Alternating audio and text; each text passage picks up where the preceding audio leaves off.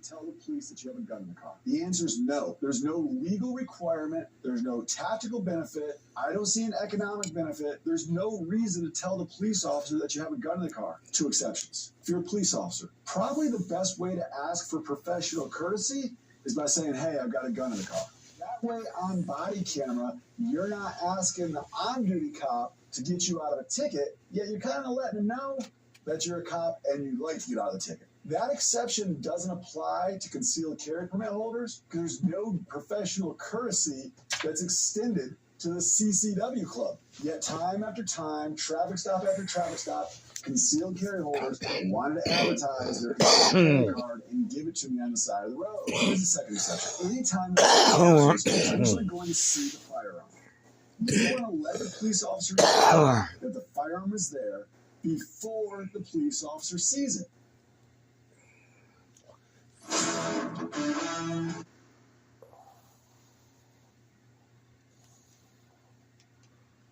When you recognize that things are going wrong in a police encounter, you have to immediately shift gears. The officer is trying to take you to jail. What are you going to do about it? All right, you need to turn around face that way. You're under arrest tonight for DUI. You turn around face away from me. You're under arrest tonight for DUI. Turn around face that way. Actually, I'm going to put the handcuffs in front of you. You're under arrest tonight for DUI. In this video, we're going to review a 4-step process to teach responsible citizens how to effectively assert their rights against a police investigation without causing harm to their chance at trial. If you're pulled over, you need to be making a continual assessment as to whether this is a standard traffic stop or whether the officer is looking into something criminal. Statistically speaking, if you are going to be arrested, chances are it's going to start from a simple traffic stop.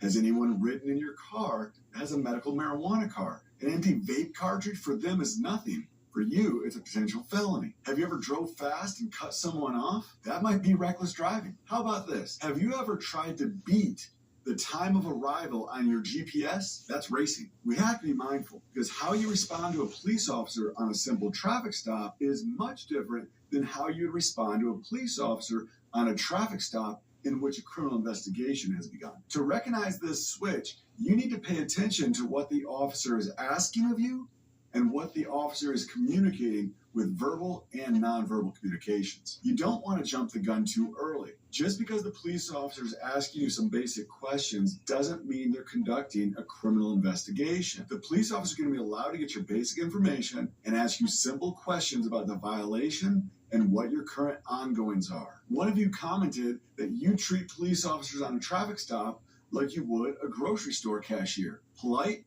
simple, on your way. I like that. What about questions about weapons and illegal drugs?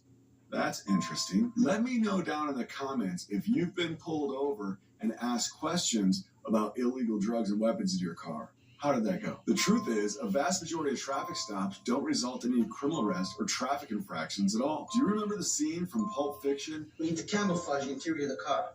We're going to line the front seat and the back seat and the floorboards with quilts and blankets. So if a cop stops us and starts thinking there's big sound in the car, the subterfuge won't last. At a glance, the car will appear to be normal. Quentin Tarantino does a fantastic job of capturing what happens there in real life and then ramping it up to the extreme. Just like in the movie, in most situations, if you get pulled over and everything looks good on surface level, you're going to be good to go. This is foundationally important because even if you have contraband or something illegal in your car, or even if you had a couple drinks, you think you might be over the legal limit, that doesn't necessarily mean that the officer knows. When an officer advances the investigation and requests you to exit the vehicle to perform roadside sobriety exercises or ask you to consent to search the car, you need to make an abstract personal objection to that advancement in the investigation. When the officer asks you to search the car, you respond back, "Officer, I'm not comfortable with a person I don't know going through my personal belongings." Or if the car is not yours, you could say, "Officer, this is not my car. I don't feel comfortable giving you permission to search someone else's personal property. I'd like you to step out of the car to do roadside sobriety exercises." "Certainly, officer, I'll step out of the car, but tell me what you'd like me to do. I have some medical problems, and I don't know if that's going to be an issue." For this last example, I want you to give me your best answer down in the comments. "I'm driving home from happy hour. I've had 2 beers, and I'm totally sober. I get pulled over for speeding. The police officer asks me, How much have you had to drink this afternoon or this evening? What do you think I should say to that? I look forward to reading those comments. Your abstract the police officer's request, it doesn't have to be a medical problem, but it has to be something of substance. Give this some thought. I'm introverted. That makes me uncomfortable. I have PTSD, and police encounters cause stress. I don't speak well under pressure. I think you're going to write me a ticket.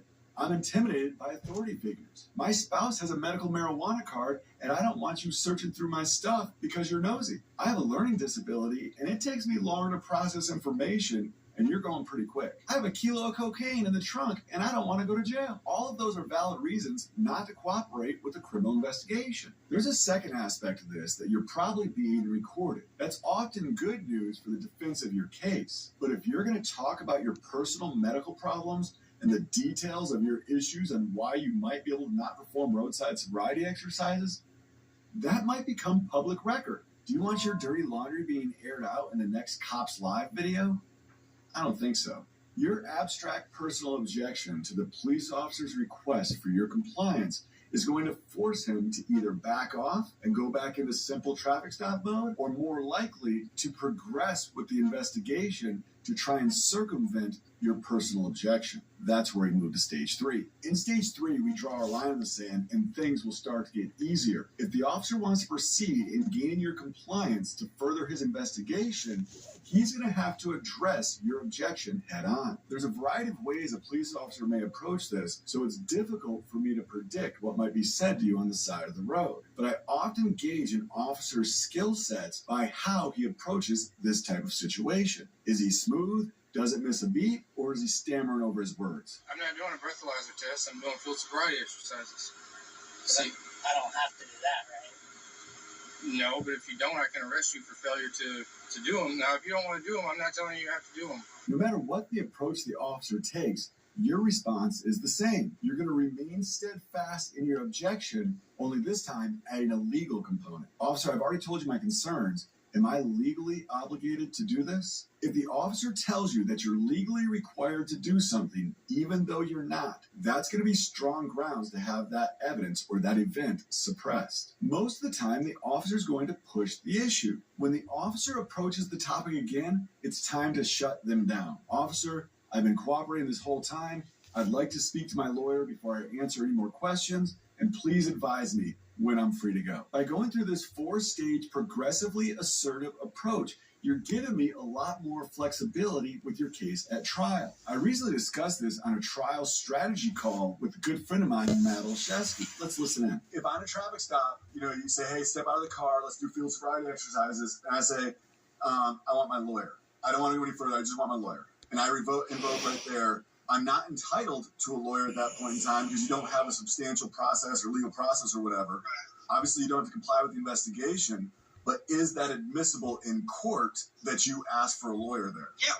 I don't see why it wouldn't be. Right. You got to explain that away. Well, who wants a lawyer here? Somebody who's guilty. Right. And that becomes very difficult to do. Have you had to counter that, I guess? Have you encountered that where you've done that well? I mean, typically it's, my jury selection of, hey, if who here uses an accountant to do their taxes, if the government says, like, hey, you can't use your accountant anymore, how are you going to feel about that? Why do you want to talk to your accountant to do taxes? Because he knows so do you think that because you asked to use an accountant, that means you're guilty of anything? No. You just want him to explain the process, make sure it's done right? Yes. And then analogize that to, hey, just because someone, this person's never been involved in this situation before, it's just like them doing their taxes. They want to know what, the cops the cops doing an investigation to arrest them. They want someone on there. So that's how So no matter what you say in jury selection, I think you're going to have that person that believes the cop right there, and that's not going to be enough evidence to get them to say not guilty. I'll have to give that spot. If there was a 5th step, it would be how to find a lawyer, because you're probably going to need one after a scenario like this. I did a video on that after hearing about Kyle Rittenhouse's first lawyers keeping him in jail even though they had the money to post his bond. They wanted to use him as a political pawn. Check out that video. Have you subscribed? Come on.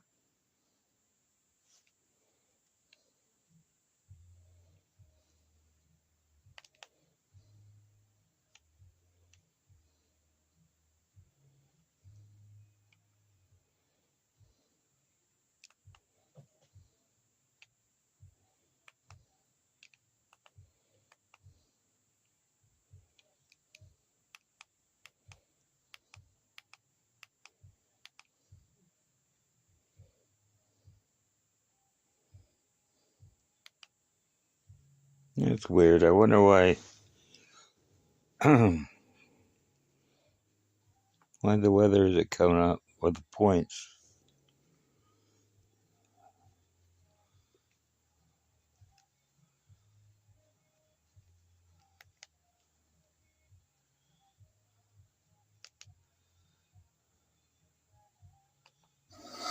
Good morning, everyone. Today, into Florida Stand Your Ground case. Specifically, we're going to talk about the shooting that took place here in the past week or so in Marion County.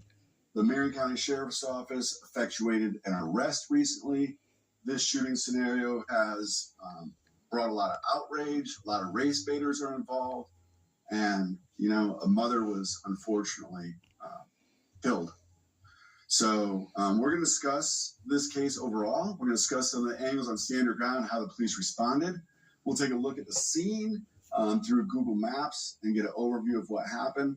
And we'll analyze not only the Stand Your Ground defense regarding the home protection, but we'll also break down what she's been charged with, what she's looking at in terms of prison sentence if she's found guilty.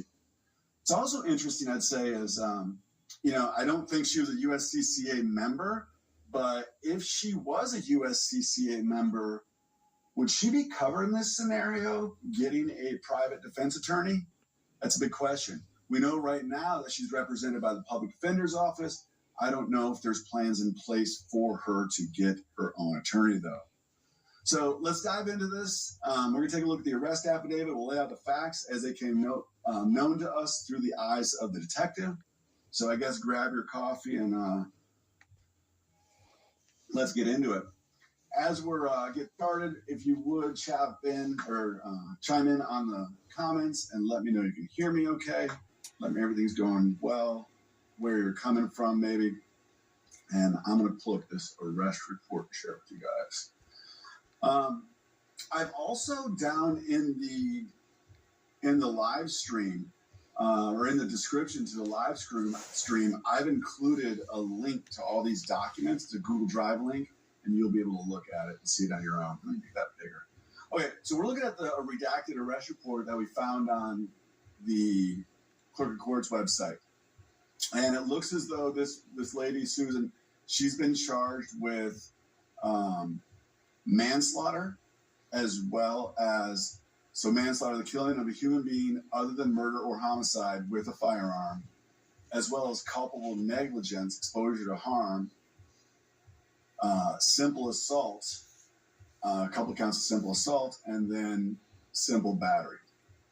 So let's take a look at this affidavit. Let's see what the detective had to say. He does a little summary here to start with, and we're going to start with his actual impact, or where he started with. I, Detective Smith, was notified of the shooting investigation and responded to the incident location as the lead detective in the homicide. While en route to the defense location, I was contacted by the on-scene supervisor, Sergeant Boyles, by phone, who advised the information received from the scene that Lorenzik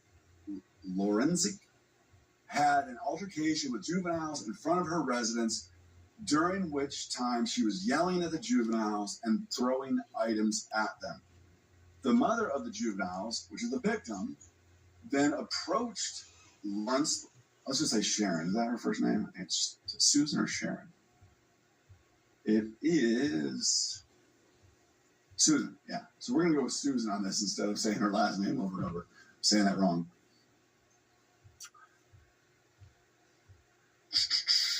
The mother of the juvenile's victim then approached Susan's residence and knocked on her door. The victim was then shot through the door by Susan. Upon my arrival, I made contact with a deputy on scene who advised that after arriving on scene and assisting in providing aid to the victim, she spoke with Blank, who told her that he was playing basketball in the street and his younger 10-year-old brother was playing in the field near Susan's residence. He advised that the juvenile told him he had an electronic tablet on the ground and that Susan picked it up. The juvenile told Susan to give the tablet back, but instead approached She approached him with an umbrella and started swinging it at him. Okay, let's take a look at the scene if we can. So give me a second. I got the address pulled up. I'm going to bring this up in Google Maps and I'll do a screen share. So copy, add a tab there.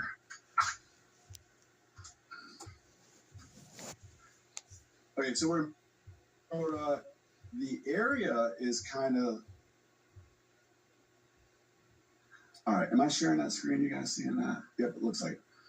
Okay, I'm not 100% sure. The address is all blocked out on this. Can I close this down? So the address is blocked out, so I don't know which one it is. But the detective later on, you'll hear, looks up at the property appraiser's website and looks up the owner. So I was able to look up the owner, and the owner of these two places is the same person. So what I'm thinking happened is the kids are playing potentially in this open field or this open field. So I'm not sure which one's the target house, but it really doesn't matter for the purposes of our conversation. Let's just assume it was this open field over here, and let's take a look at this place. Okay, so she's claiming stand your ground self-defense, remember. Florida has really strong stand your ground laws. Allegation is the kids are playing over here, maybe playing basketball. Oh, there's a basketball court right there. So maybe that's the basketball hoop they were playing in. Here's the open field. And I think this is going to be her property right here. I'm not positive on that. So it's kind of hard to look in there to see what she has going on because it won't let us zoom in any further. So let's take a look at this from the other side at a different residence to get an idea of what her residence may look like. So here on the other side of the building, we kind of get a better view. And we have this enclosed porch area with it looks like a standard exterior door, inward opening with deadbolt and standard locking mechanism. And then left of the door, we have a sliding glass window. So maybe this is playing in because that basketball hoop was where? Where'd that basketball hoop go? I thought we saw it beside it right there. Yeah, so there's the basketball hoop. So not sure exactly where she lives at, but we've got a kind of a framework for what this door looks like. Let's go back to the arrest report. Okay, so shortly after the victim approached Susan's front door and banged on the door, yelling for Susan to throw something at her if she wanted to throw something. Okay, so the mom approaches, she's pounding the door and hitting the door and being aggressive. According to information obtained by the deputy, the juvenile then recalled hearing a loud bang and observed the victim stumbling away from Susan's door saying, "Call 911."